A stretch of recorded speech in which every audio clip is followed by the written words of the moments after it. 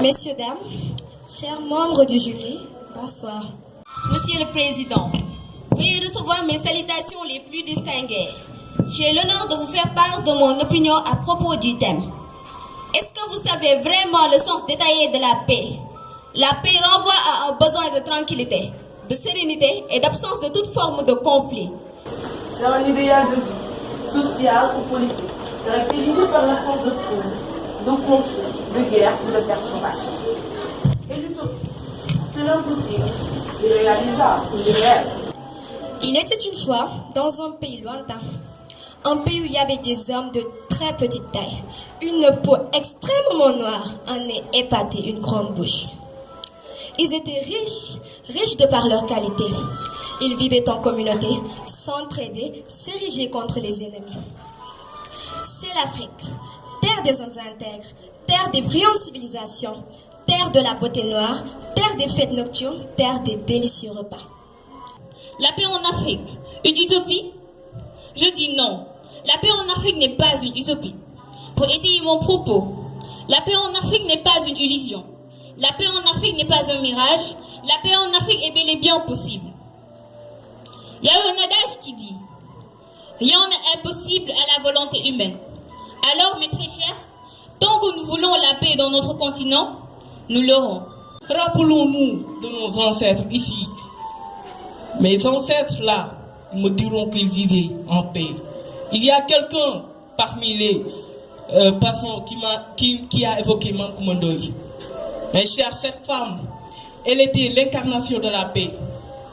C'était l'incarnation de la paix dans la mesure où elle faisait tout en douceur. La paix en Afrique est bien possible, car il y était toujours. L'Afrique, c'est un continent noir. Nous vivons dans l'obscurité. Et dans chaque obscurité, il faut qu'une lumière naisse.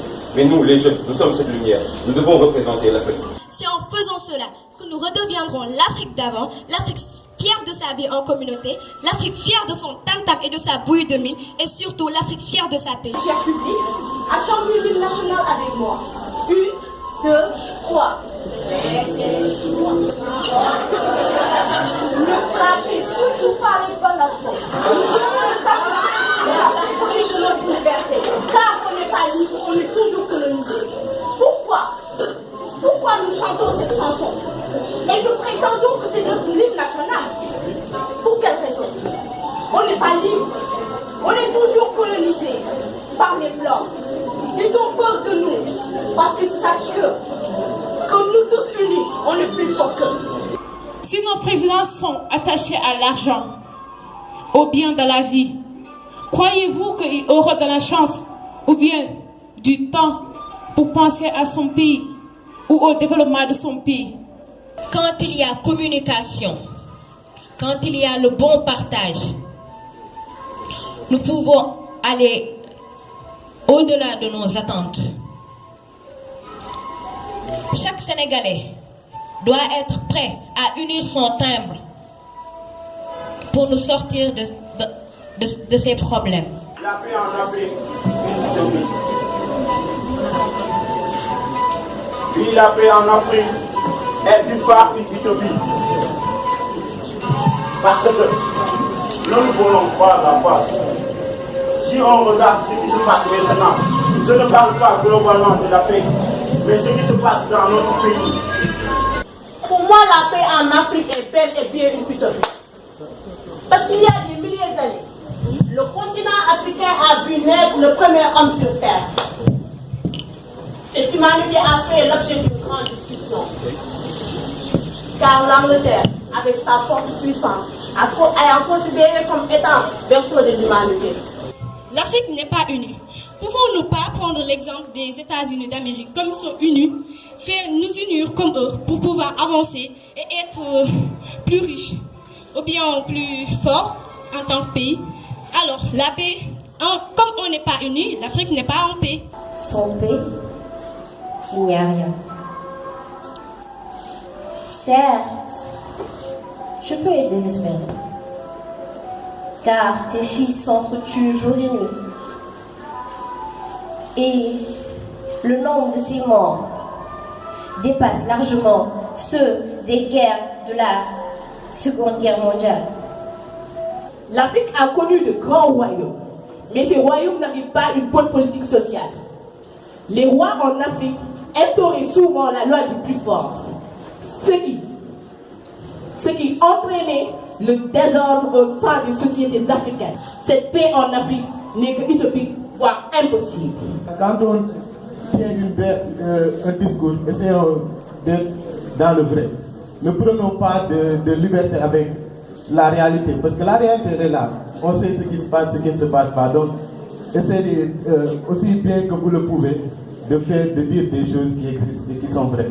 Vraiment, ça peut vous gâcher toute votre intervention. J'en ai vu certains qui ont dit des choses très importantes, mais à la fin, ils ont dit quelque chose qui n'est pas avéré. Et voilà, ça leur a coûté beaucoup de points. Donc, vérifiez encore une fois vos informations. Vous induisez en erreur, non pas ceux qui sont là, parce que nous connaissons, nous savons certaines choses, mais il y a des milliers de gens qui vous suivent à travers Facebook, des gens qui sont là et tout. Donc, vérifiez vos interventions et Inch'Allah, nous tous, nous y gagnerons. Merci. On va juste faire d'autres remarques. Je tiens à ce que vous fassiez attention à la structuration du discours. On vous a donné un thème, il y a une manière de l'aborder. On ne peut pas parler de paix, ensuite parler de développement, ensuite faire une fixation sur le Sénégal, alors que le thème c'est la paix en Afrique, est-ce une utopie? Donc essayez d'être le plus en plus cohérent possible et essayez de structurer votre discours. Dans votre tête, essayez de mettre des points.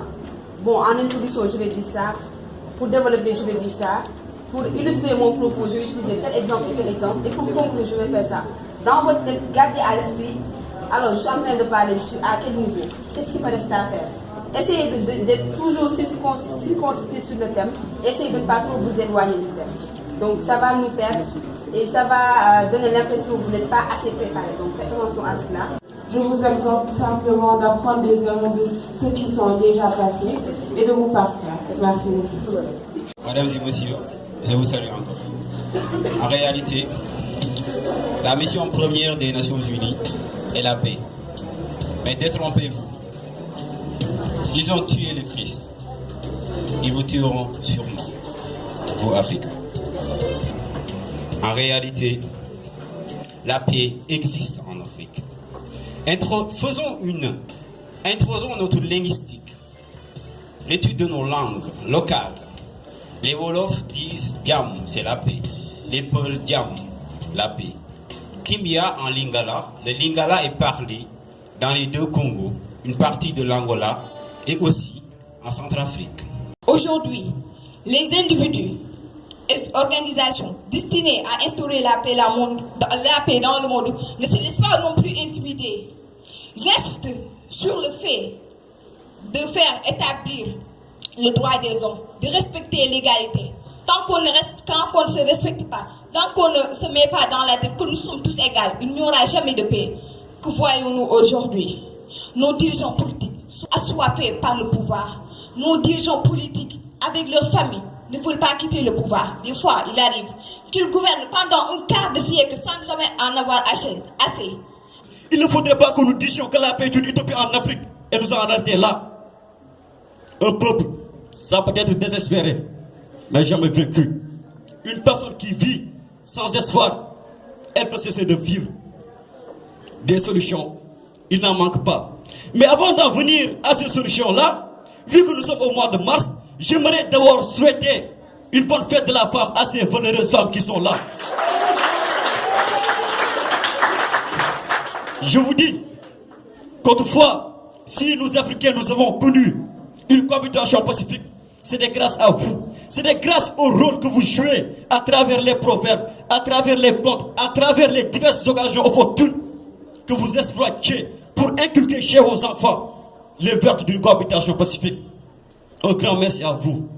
Auguste Assemblée, ce que je viens de dire n'est pas la fin. A contrario, c'est le commencement.